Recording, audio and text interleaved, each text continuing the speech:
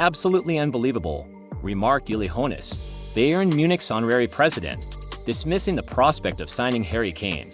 In a conversation with Germany's Ebenjeitung newspaper back in March, come the start of July, Bayern experienced a change of heart, growing increasingly convinced of their ability to make the acquisition a reality. Tottenham will ultimately yield. Hoeneß projected a sense of audacity that left his fellow club members somewhat taken aback, successfully accomplishing this intricate mission. A feat far more intricate than Sadio Mane's ill-fated move from Liverpool a year prior will undoubtedly enhance Bayern's self-perception. It's a quintessential display of confidence from the perennial Bundesliga champions, a manifestation of their unwavering financial and athletic prowess. Following a nearly catastrophic 2020-23 season judged by their standards, which concluded with a significant upheaval within the boardroom, there's also a political undertone at play in all of this. The recently appointed chief executive, alongside Hoeneß and the reinstated former long-term CEO, embraced the opportunity to usher in this new era.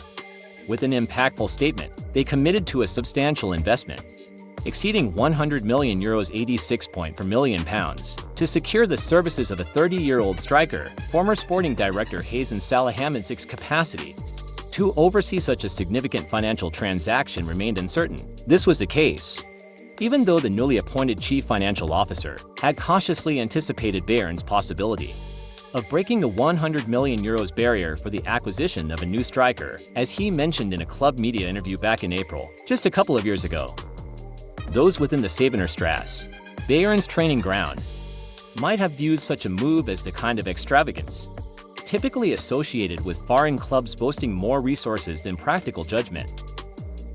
In the midst of a dismal previous season, and a futile endeavor to evolve beyond the club's traditional reliance on a number 9 striker, staking everything on a proven center forward, transition from being perceived as madness to a compelling necessity.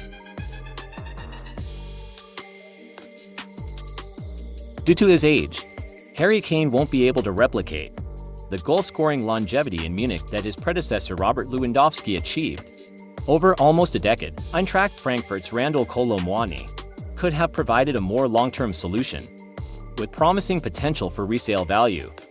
Coach Thomas Tuchel and the board prioritized proven quality over potential when making their decision. The arrival of Kane is expected to swiftly reposition Bayern among the top contenders for the Champions League.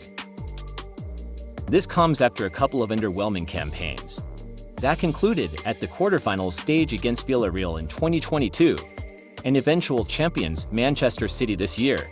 Beyond his potential impact on the field, Kane's playing style appears to align more seamlessly than that of Kolo Muani, who leans towards a Thierry Henry-esque approach, excelling at penetrating opposition defenses from wider positions. Securing Kane's presence is poised to be an especially gratifying achievement for Hoeneß. The 71-year-old holds a deep admiration for English football and thoroughly enjoys watching the Premier League. He has maintained a long-standing fascination with robust center forwards. Kane ticks both of these preference boxes for him. Reminiscent of Mark Hughes, who similarly met these criteria when Hoeneß, as Bayern's general manager in 1986, acquired the former Manchester United striker from Barcelona. While Hughes didn't achieve success in Munich, Hoeneß persisted with his affinity for British strikers by experimenting with Alan McInally from Aston Villa 3 years later. The Scottish player fondly recollected how the former Bayern and West Germany forward would reward him with 50 Deutschmark notes whenever he found the net with headers. Bayern's struggles in securing top-tier strikers, following the departure of the double Ballon d'Or awardee Rummenigge to Inter Milan in 1984, were significant factors in their European endeavors falling short, had regrettably passed his prime by the time he arrived at the Olympic Stadium in 1994 at the age of 30.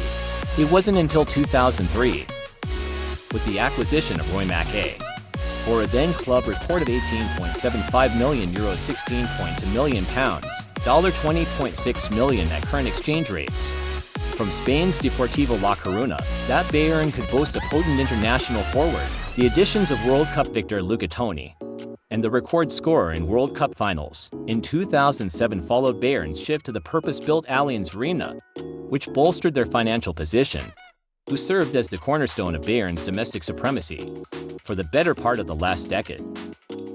Kane's impending move is likely to be met with a certain degree of discreet enthusiasm by officials from other clubs. The Bundesliga could benefit from attracting more global stars, especially those who resonate with the widespread English-speaking media or an entire generation of German fans. This development will carry an air of novelty, not since the late 1970s and early 1980s. With the transfers of Kevin Keegan to Hamburg and Tony Woodcock to Cologne, has a prime English player ventured to the Bundesliga? It's evident that Kane's transfer to Bayern won't significantly alter the league's competitiveness.